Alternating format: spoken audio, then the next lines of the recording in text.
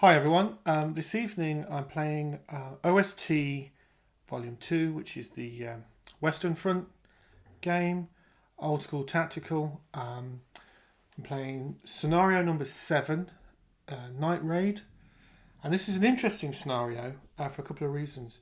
The actual gaming space is defined by these map edge counters here, so the actual space is there and then down. If you're familiar with OST, you know the map's really large and you just play each scenario on a smaller section of it. And what we've got here is 5 German officers.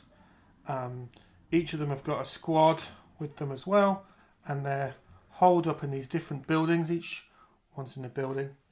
And at the bottom of the map, just off camera, we have the American Rangers, and this is the 5th Rangers Battalion, and they have to infiltrate and capture the German officers. That's their mission.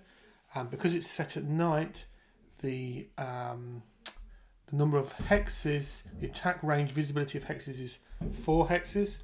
So thankfully for the Rangers, that LMG, which has got a range of 8, only has a range of 4. And what I'll do, this is quite a long scenario. This is about 8 turn scenario. I'll probably do a couple of turns at a time, or just stop the game when something dramatic happens. But yeah, game is all set up and ready to play. So just finished turn 1. The American Rangers have now entered the board. They got a much higher result on the impulse points than the German forces, and they really capitalised on that. So we were able to move all the units up. There was some return fire from these Volksgrenadier units here, but by forming a fire group, the Rangers were able to eliminate already one of the Volksgrenadier squads, so they are now out of the game. In that fire, the Germans were able to shake that stack, that unit there, which has an attached leader. So hopefully they can shake off the shaken counter next turn. So already the Rangers have made their presence known. Because of the nighttime fighting of this scenario, they were able to move up the board quite quickly without suffering any defensive fire from that MG42 squad there, which would normally could be problematic. You'd have to sort of skirt around, keeping out of its line of sight. So yeah. Round 2 next. So we've just done turn 3. A really fierce firefight on this side of the board between these 2 Volksgrenadier squads and the Rangers here. The Rangers were able to inflict a casualty on the squad here. That's why I've put them at the top of the stack, and eliminate one of the Volksgrenadier squads from this building here. And in return, the Volksgrenadiers were only able really to shake these guys here, mostly because of their MG42. So as I'm playing through the game, imagine this fierce firefight at night, bullets streaming, traces streaming across through the bocage at that building and that building, returning fire. But through the look of the dice rolls, Volksgrenadiers came off a lot worse than the Rangers have done here. This side of the board, I used my impulse points really for this firefight. This side of the board, the engineers were able to push forward and capture one of their objectives and capture the German officer there that will be removed at the end of this turn and will class as a victory point. These counters here are just casualties. I'm just keeping a track of those, a record of those. So yeah, quite interesting. Definitely the Germans have been caught unawares, caught on the back foot so far from the Rangers. They've got a pretty strong defensive sort of triangle here though. So if they can support each other, then they can see if they can hold on. But Rangers have had a great start. I've played the Rangers very aggressively. I nearly pushed my luck with them and nearly moved this stack up to engage in close combat. But I felt that if I hadn't inflicted enough damage on this stack there before they would do that. So instead I held back and suppressed them and actually caused a casualty there before rushing in for combat. It was something I thought the Rangers might do in this scenario, but I still felt that they would probably want to suppress them a heavier, maybe a casualty. But as it happened, they got a full squad elimination. So the look of the dice. There you go. So we've just done another turn. I think I actually misspoke last turn about the turn number we were on. OST, the turns count down. Sometimes I struggle with a little bit, but I'm a little bit like, it's the third turn I've played, so it's turn number 3. Anyway, just done the next turn, that's all that matters really. I'm very quite decisive. So the Volks Grenadiers lost and another finished the Rangers finished off their squad in this hex and in this hex here as well. So to try and protect those officers, the Germans retreated one officer, the lone officer that was in this building, into this building with his other Volksgrenadier comrades, colleagues, friends, who knows, in that building there. And in this building with the opposite, the unit was taken out, and the Volksgrenadiers that were in this building moved up to take position, take the MG42 position, and be able to defend from there. The Rangers taking advantage of that. Again, more impulse points for the Rangers this turn. They were able to start moving up these squads. They've got quite a tasty engineer squad there with a satchel charge. It's very close, but it's all open ground, apart from this one here. All open ground around them. So the Rangers, I think, are going to try and soften up this these Volksgrenadiers in this what looks to be like a church type or larger building here, in the hope they can get closer with that engineer squad.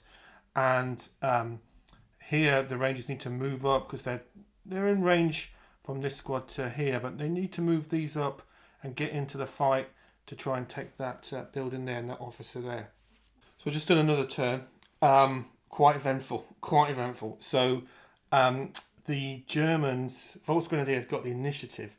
Capitalising on that, they fired into this squad here, and through the look of the dice roll, eliminated this engineer squad.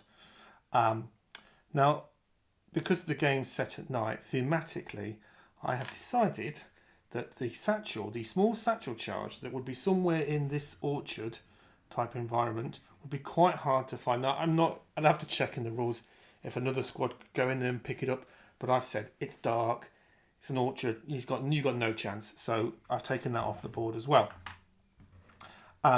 In return, the rifle squad, who've had nothing but good fortune in their dice rolls, were able to finish off and fire across and finish off that squad in the building there.